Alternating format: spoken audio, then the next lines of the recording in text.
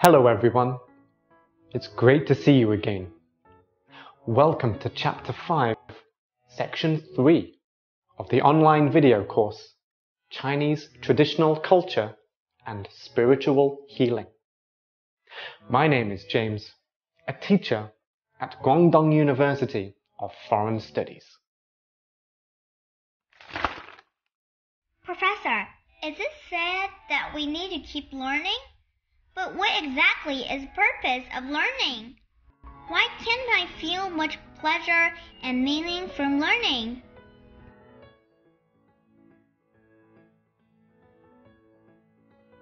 There is a famous saying by Zhuangzi, "There is a limit to our life, but to knowledge there is no limit."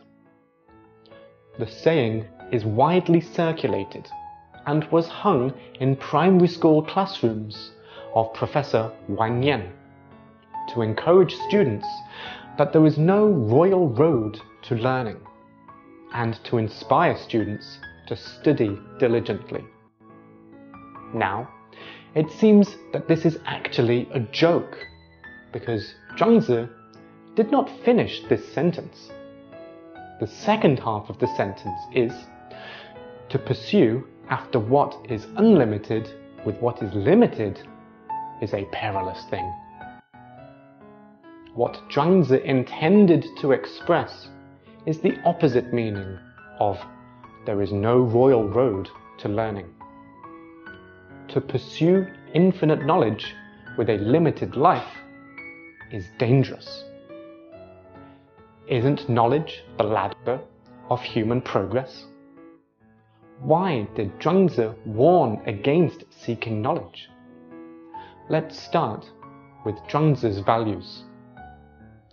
As discussed before, we are surrounded by various kinds of values throughout our life, such as morality, wealth, power, fame, emotion, knowledge, life, and so on. And these values are always presented in people's consciousness through a certain sequence. Some put morality first. Confucius said, "Men of benevolence and lofty ideals lay down their life for the accomplishment of benevolence." Some give priority to wealth and profit. Just as the saying goes, "Birds die in pursuit of food, and human beings die in pursuit of wealth." Others regard emotions as the highest pursuit, such as Liang Shanbo and Zhu Yingtai, who sacrificed their lives for romantic love. For Zhuangzi, life, especially the experience of life, is what he values most, while other values are mere worldly possessions. A fable in Zhuangzi says that people will laugh at him if one uses the precious pearl of Marquis Sui to shoot the high-flying sparrow, because the tool, pearl of Marquis Sui, he uses is highly valuable, while his goal, the sparrow, is insignificant. In Zhuangzi's eyes, it is ridiculous to pursue worldly possessions at the cost of endangering one's life, because this kind of absurd action only attend to trifles to the neglect of essentials, and gains cannot make up for losses. In this way, we can understand the reason why Zhuangzi issued a warning against the pursuit of knowledge, is that he was worried that people would put knowledge above life, bringing about injury and alienation of life. Hui Shi is a typical example of alienation due to knowledge. He was erudite and always showed off by putting forward some seemingly profound propositions, such as the South was both limited and unlimited in space. And he went to Yue State today, but had arrived yesterday. He was also particularly keen on debating with other strange topics, such as the chicken has 3 feet, and gained fame by arguing with others. Ordinary people may think Hui Shi was knowledgeable. However, in Zhuangzi's opinion, he was just a poor soul who was constrained by the theory of everything and could not have peace in his mind all the time. His pursuit of knowledge is like a race between form and shadow, which is endless as well as physically and mentally exhausted. The knowledge he chases does not nourish him, but rather consumes him.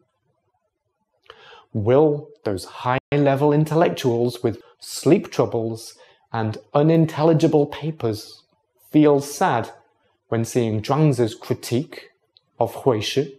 Actually, it is more than high-level intellectuals who are alienated by knowledge. You can look back on your career as a student.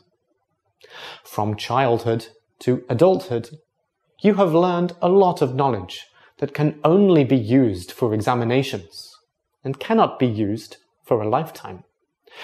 And you are tortured by this knowledge. How much is knowledge education reduced to testing points? This way of education neglects students' life needs and the original purpose of education, which is to promote life, has been forgotten. Every living person acts as a container for knowledge. Hence, such meaningless questions as who fired the second shot in Huanghuagang uprising, or who fired the third shot, appear on history papers. Professor Wang Yan told me the alienation of life by knowledge is most tragic in Chinese primary and secondary schools, where children were forced to put the acquisition of knowledge as their absolute focus in life. Under the joint control of schools and parents, children are deeply trapped by the omnipresent web of knowledge. Their true life's needs, however, are not treated well. As a result, the relationship between knowledge and children is reversed. And instead of children acquiring knowledge, it is the knowledge that takes the possession of children. So, they gradually lose passion for knowledge and begin to evade it, or even hate it. Children's aversion to knowledge was released by the orgy of collective book tearing and throwing after the college entrance examination. The aversion is sustained without control in loosely managed universities. Therefore, idling away their time become normal to college students. They, at last, take off the burden of knowledge, so they redouble their efforts to compensate for their long confined lives.